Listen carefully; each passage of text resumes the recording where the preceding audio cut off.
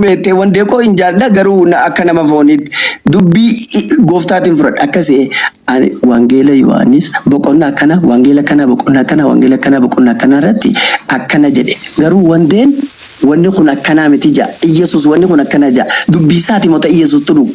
ta gooftaati na banuu dide ati na bansiisena inde akkami banuu dide wande ko wandi ati tajaajila miti nama gara gooftaa dhufu barbaadu inde itti lallabuun qabdu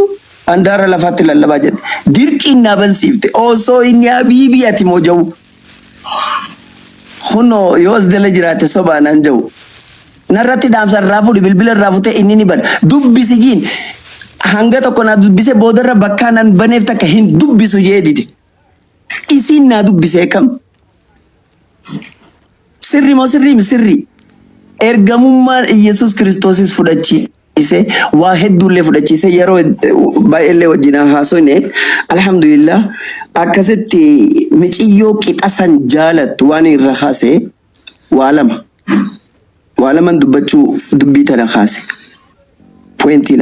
lama maali tokkoffaa namni da'waa godhu obsas dhabuun qabu abdiis murachuun qabu torban takka guutuutti lallabe kun anuma deddeebi'a baatii takkatti lallabe baatii sadiitti lallabe baatii lamatti lallabe akka kuni mataansaa dhaqajee tuffatee jibbee hifatee gaddin darbin wallahi guyyaa takka rabbiin kiyya beellamni isaa guyyaa gee lubbuun jiraannaan rabbiin gara isaanii fidata da'waa qofa osoo hin taane du'aa illee itti godhe wandee nazzala yoo jiraate mee ol beeyaa dubbatu ustaas Faraan maalin jeen guyyaa haalaan na jeeqe takka wandeen jeen ustaaza kiyya yoo ati afaan kun na goggogeellaa wallahi arrabni garagalchuu dadhabe ishaa irraa jalqabee ilaan gaazaana subiitiin lallaba beete achitti akka ammatti namni nama gargaarullee dilas hin jiru duuba wandeen jeen guyyaa oggaattiin booda yoo ati islaama tahuu baatte wallahi ani kunoo ol deebi'ee jira ni argitaan jeen ati islaama inshaallah islaamuma taata rabbi islaama si haa godhu mee aamin jee yennaan aamin na jalaa jee wandeeniin sobe dhugaan akkuma keellee fagoodha ta'uu dubbanninis waan ati nama wallahi laazim takkaan jeen abboo arrabbii khiyyarraa kadhadheen dabne yoo zinaa ol godhuudha asirratti ol baane malee abboo hin jeen arrabbiin naa qeebala abdiidhaan itti qaba ifdhaadu osoo hin ta'ini rabbi islaama si haa godhu atumma aamin na jalaa jeenaan aamin jeenilleen sigalee hedduu morma beekteenis qiyaasa malee morma akkuma aamuu fi paastaroota kaanii akkasitti duba tokkoffaa sabrii dhabuu rabbi nurraa haa qabu rabbi irra lakkifnee da'waa qofa osoo hin taane du'aa'is godhaa fi ikhlaasaan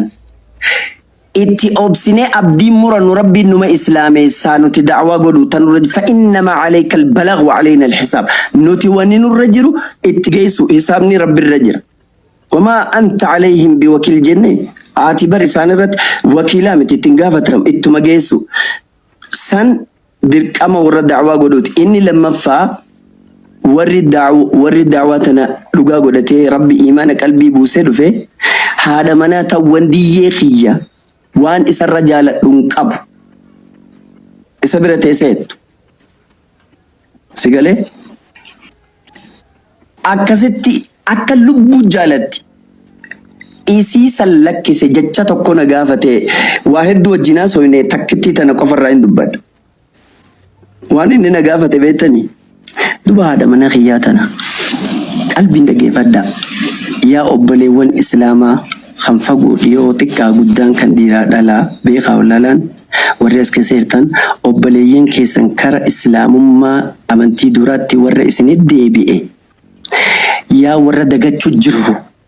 simachuu akkatti simata wallaallee qalbiin na dhaggeeffadhaa dubbii tana yaa ustaaz habiibii naan jee haata mana kiyyaa tana haadha mana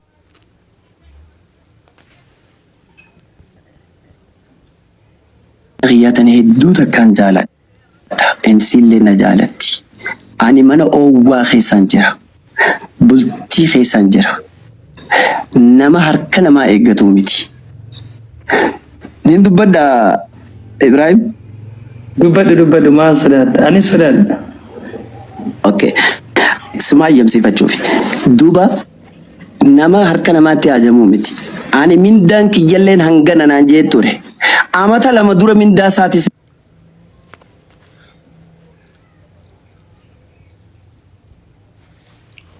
deemee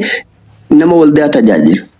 Haadha manaas nin qaba maatii firarraa dhaladhellee qaba. San ta'u wajjin ammas akka waldaatti illee gartee paasteroota jajjabaa jedhanii warra dachii gartee mootummaa irraa kan kennituuf suni jira. Tunis akkana geesse dachii tana dhiiseetiin deema. Meettiyaati naan jee. Dachii tana dhiiseetiin deema.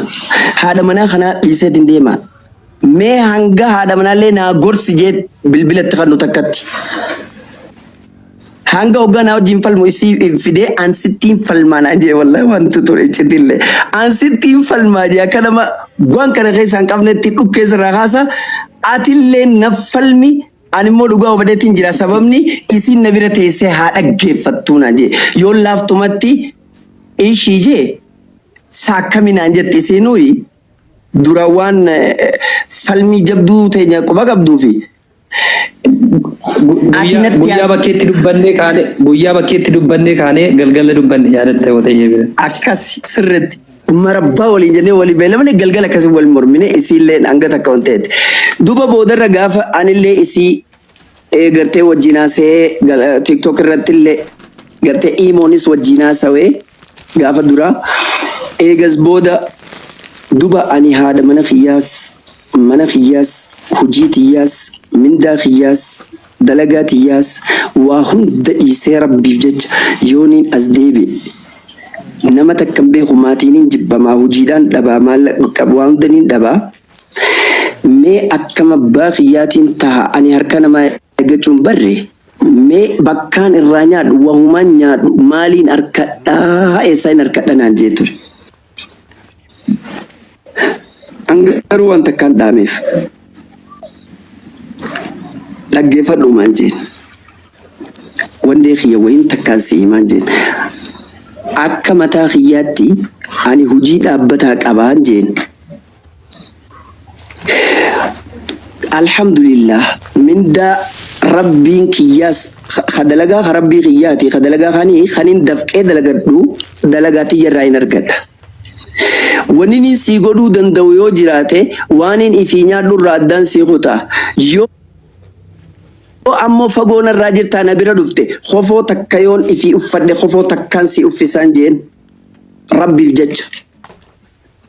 waanin qaburraa ammoo feetu islaama ta'iin jeen feetu kiristaana ta'ii feetu hinduizimii feetu juudaayizim feetu mushrika ibidda gabbari feetu haadha mana keetii waaqessin jeen garuu amantiin tiyya waan na barsiifte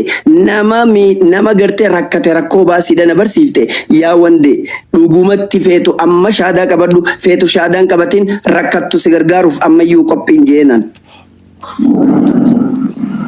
Beelatu beela si baas rakkattu rakkoo si baasa dhukkubsattu si wal annadhaan jeen akka oromootii fi akka namummaa amantii tiyyaan na barsiise sun dirqama islaamaa ta'uuf sin gargaaru islaamummaa yoo ta'u baattelee sin gargaara garuu amma immoo wanni niin si godhu hin jiru waan takka taniin si dhaamuun jeen fakkeenya namni ati haalaan jaalattu laalu ustaas Farankii namni ati haalaan jaalattu yoo inni si jibbe ati qabeenya guddaa qabda inni sumuunii takkan qabu ati nama sun guyyuu gargaarta garuu namni sun guyyuu si arrabsaan jeen sirraa baqata si arrabsa ati bakkuma inni baqate sanitti deemtee dhukkubsattu wal aantee nyaata kanitee dhugaatii uffata miccata maallaqa harka kanitee fi guyyuu numa gargaarta inni suma arrabsa sirraa baqata guyyuu akkas goota inni guyyuu sirraa baqata garuu namni sun boodarra yoo sheenawee qaanfatee sitti maxxanee gara kee deebi'ee si faarsee si jaalate haga duraan gargaartu gargaartamo haga duraanii gad gargaartan hanqaan duraan gargaaru caalan gargaara je wallahi rabbiin gaafa kufrummaa keessa jirtu gaafa inni ati rabbiin dhalee jira jettuun gaafa ni dhalatees jettuun gaafa rabbiin foon uffate jettu ni du'ee ni tumanni qabalan gaafa ati jettu rabbiin nama gaafa ati jettu namni nuu rabbi gaafa ati jettee rabbi arrabsitu rabbiin gaafa san si jiraachisee si nyaachisee si obaasee asin sigee gaafa tawxiida qabattee araara gaafattee isan maxxante na lakkisa jettee yadda jeen rabbiin gaafa isattuu shirkii dalaydu sin lakkisin ar'a gaafa tawxiida qabattee isan maxxante na darba jettee ni yaadu naan jee wallahi takkittiin tun siigeyaadha hasbunallah wa ni'mal wakiil takkitti tana qofa ja'iin jeenan akkasitti wandeen kunilleen waan sunitti seenee jechuun itti yaadiin jeenan ammallee shaadaan qabateen dubbii takka tareefu inni irraanfate jara islaamaa kan masgiidaa kan inni bira dhaqe sun amanuu dadhaban. Paasara eega inni bittaa kaasaati waan hunda agarsiise amanuu dadhabanii dhiiroo maaliif deemaan kaa qalbii namaa keessa dhuftimi abboo kiyyaan balaa biraatiin fiiga yaa'u shakkan na fakkaatti. Ani namaan wajjin wangeela amata dheeraa wajjin haasawee jira. Nama sirriitti kaafira kiristaana ta'uu kiyyas na beeku paastara ta'uu kiyyas na beeku nama haalaan gartee halkanii guyyaa natti wanta jee jira isan na beeka inni ustaaza akka keessaniiti jeen habiibii jaama nama kanaati jireenaan mee nu dubbisiisi wallee jaaniin akkasit bira dhaabbatee dawwalee na dubbisiise sirrii miti mana isaa teenyedhu isoo sodaatii nama biraa waammatee mana isaa teenyedhu akkasi mana saya taa'ee jechuudha. Na dawwalanii wanni inni jiru sirriidha naan jaan sirriidha jeetiin jalarraa kaasee gubbatti hime bilbilallee wal jijjiirranii addabaan eegas boodallee natti dawwalan sirriidha jeetiin wajjin haasee alhamdulillah inni qorachuu ittuma jira. Nutillee haga rabbiin nu laaffise dalagattiin jirru garuu nuti. Taphanan fakkaatti teenya tun. Tapha kana rabbii wallee dhugatti ummataaf jijjiiru jira nuti dalagaan jiru garuu isaan qorachuu jiran obboleewwan keenya kaan hoo anaan jalqabee maaliif jirra nuti maal godhu jirra maal godhuu qabna akkamitti isaan siman akkamitti tajaajiluu qabna jechuun akka namummaattuun baana islaamummaa maallaqaan hin bitamu maallaqaan hin gurguramu. Bazawe. Dhiifa manaa godhaa malee gidduutti miindaalli si gaafadheen ture akka chiyoon dhufe miindaal gadhaan miindaalli islaama keessa hin jiru naan jedhe wallaahi kun wala. Kun akkasin je na gaafate dura waan naan jee ustaas Farankiyya habiibii ati isaa mindaa meeqa argattaa naan jee waggaa akkana halkan guutuu halkan guyyaa lallabdu mindaan kee meeqa naan jee meeqa see kafalan. Yaa mucaa keenya wallahi sumuni cina dura meeqa si kafalan naan jennaan tiyya siifin himatee dura naayimin jeen naayimi jeen lakke ati naayimin jeen hanqana jeen naayime mindaa san jechuun amma maqaa dha'uun fadhu hayyama abbaatiin ala haganaan argadha jeen naayime ati hoo naan jee ani mindaan kiyya yoo rabbiin firiitti naa godhee bakkan naa qabe naaf jecha yoo haja'u taate ikhlaasatti naa godhe mindaan kiyya jannataan jeen ani hujii anbiyaan gootu kanuma hujuma Yesuusin dalagu jira hujii nabi Muhammad sallallahu alaihi wasallam hujii nabiyyootaatti ittiin jiran jeen mindaan kiyya rabbirra jira in ajriya illa ala rabbil alamin jeetiin himeef dubaanii akkamiin taa hoggaaniin dhufe ni maaliin argadha sumuni cinaan cabxuun argattu tokkoffaa rabbi argatta rabbi argannaan addunyaa tanaa fi akhiraallee argatteen jeen wahiin sii godha yoon siin jeen sittiin kijibe akka dhuunfaa kiyyaatti kiristaana taatu islaama taatu waan hin qaburraa siin gargaara garuu immoo nama afaan dhaabbadhee rabbii ja'a namni kun akkanaa naa gargaara jee maallaqa namarraa walis sii qabee waan takka siif hin godha jee wa'ada siif hin galuun jeenan nama islaamaati boruu islaamummaa waggaa qabattee waan sunnarraa dhabde kijibaadha naan jetta akkanuma siin hin jenne dhugaa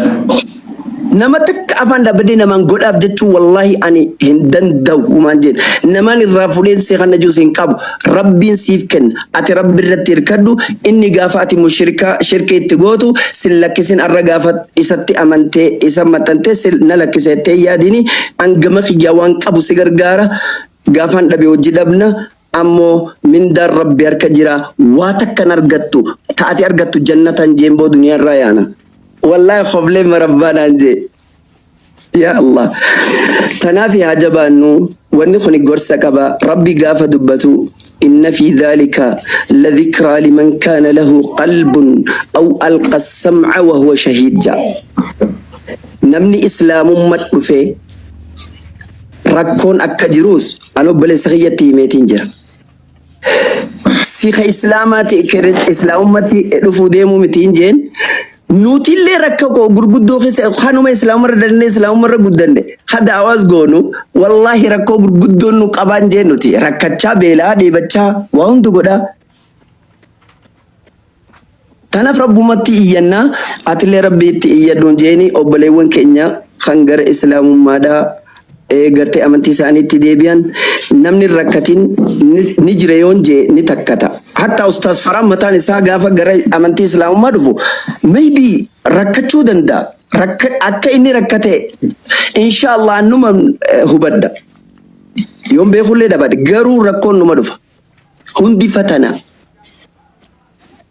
أحسب الناس أن يتركوا أن يقولوا آمنا وهم لا يفتنون ولقد فتنا الذين من قبلهم فلا يعلمن الله الذين صدقوا ولا يعلمن الكاذبين سبو علمنا ما خني هذا أمني وجاجان إيه وجاخي سني أمنتن جنة إسال لك سودا يادا لك فمو يادني no لا والله كسيادين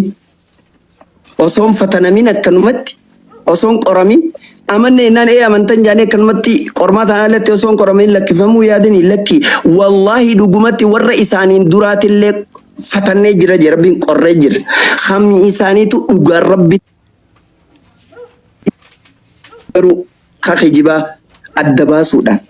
ربين قر فتنا ربين أنا في سني سباس إخلاصة واجد ربي وان أجن فريت واجد تقوم إسلاما سرب نخيسا خاو ورّا أستاذة ورّا الدعوة قدوس أسمر راجل كبي حاجة قرتي داعي الدنيا إسلامة السبب فدبية فدهاتو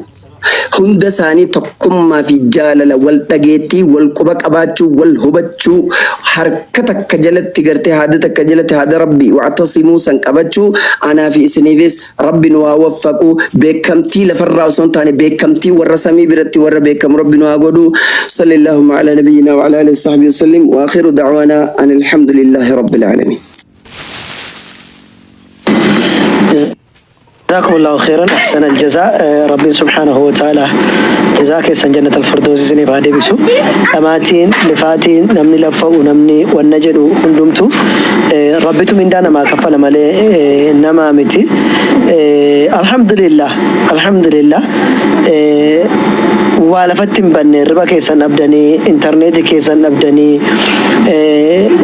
أكا كانت تتشين كمتاني ربي سبحانه وتعالى فريسا سنقر سيسي جرا أمو فريني سنرقتن كان جنة كيسا ربي نسني فاتاسيسو سنة هاوين كي يجورا إن شاء الله تعالى أكو مجتنو ربي كي توكيشي كافاتي إساتي شاركتي جيتشا كم لبنا مسين توكيسا جيتشا قدادا كان إنكي ورقاني في اللي بروسا كان تو جيتشورا حتى نما دنگت اسلامات دفود أفكارار dhaabbataa jiruuf illee jecha guddaadha jechi kun rabbiin kee gaafa ati lama sadii hirreebame tumame jettee namadha jettee tamantu kan sin ganne har'a gaafa ati immoo gara isaatti baqatte sigataa jedheen gaafadheeni otoo nati waan deebisuun na baa'u dhugaadha namni ati kaleessa arrabsaa ooltee waa jettee bakka lakki kaleessa sirriin oolle jettee ati deebitee dhiifama gaafatte akkuma loojikiittu gaaf sana caalaa si jaallatee ofitti si buta malee achi ofirraa si fageessu saniifuu dubbii ajaa'ibaa qalbiin seente keessaati dubbii tokko inshaallahu taala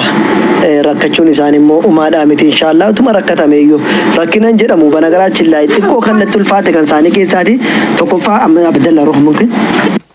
يلا تكفى من داشي تنياتو جرّك كون ترى